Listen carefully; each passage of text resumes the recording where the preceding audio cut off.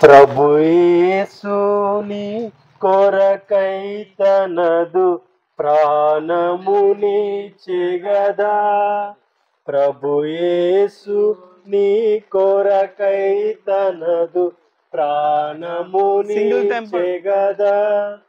సిలువలో రక్తము చిందించియును, సిలువలో రక్తము చిందించియును, బలి ఆయను ఆ యేసు మనకై, బలి ఆయను ఆ యేసు మనకై. రండి రండి యేసుని యొద్దకు రమ్మనుచున్నాడు.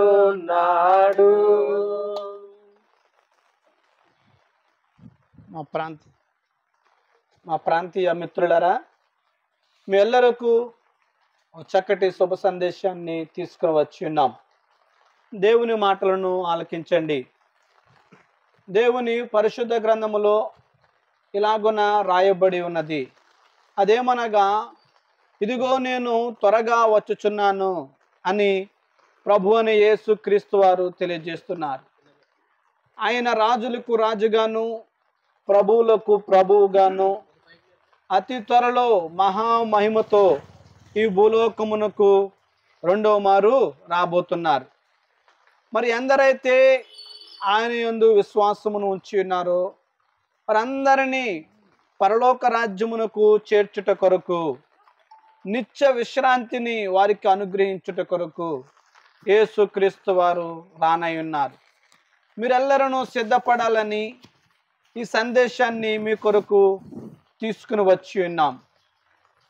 యేసుక్రీస్తు వారు మొదటిసారి ఈ భూలోకమునకు వచ్చినప్పుడు ఆయన మహిమత్వాన్ని, దైవత్వాన్ని విడిచిపెట్టి నరులలో ఒక నరునిగా సమస్త మానవుల యొక్క పాపములు నిమిత్తమును వారికి పరిహారమును అనుగ్రహించుట కొరకు, మరియు వారు పొందుకోలేకపోతున్నటువంటి దేవుని మహిమను వారికి అనుగ్రహించుట కొరకు ఈ లోకానికి దిగి వచ్చి ఉన్నారు.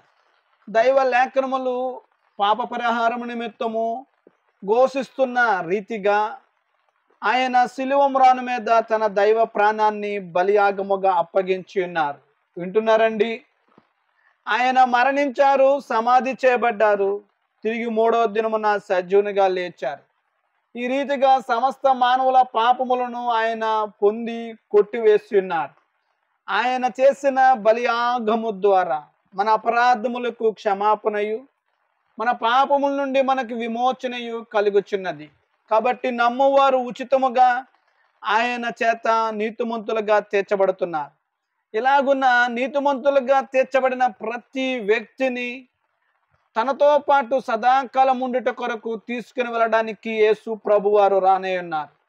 ఆయన వచ్చే సమయము అతి త్వరలో ఉన్నది. మీరు కాలయాపన చేయక ఇదే మిక్కిలి అనుకూలమైన సమయము, ఇదే రక్షణ దినమని ఎరిగి మీ హృదయాలలోనికి యేసు క్రీస్తుని తీసుకునండి. యేసు నా ప్రభు అని, ఆయన నా పాపముల కొరకు మృతి నొంది తిరిగి లేచి ఉన్నాడని, నా రక్షకుడని హృదయమునందు విశ్వాసం ఉంచడం ద్వారా మనము రక్షింపబడుతున్నాం. ఈ మాటలను మీ హృదయాలలో ముద్రించుకోండి. దేవుడు మిమ్ములను మీ కుటుంబములను దీవించునుగాక. ఆమేన్.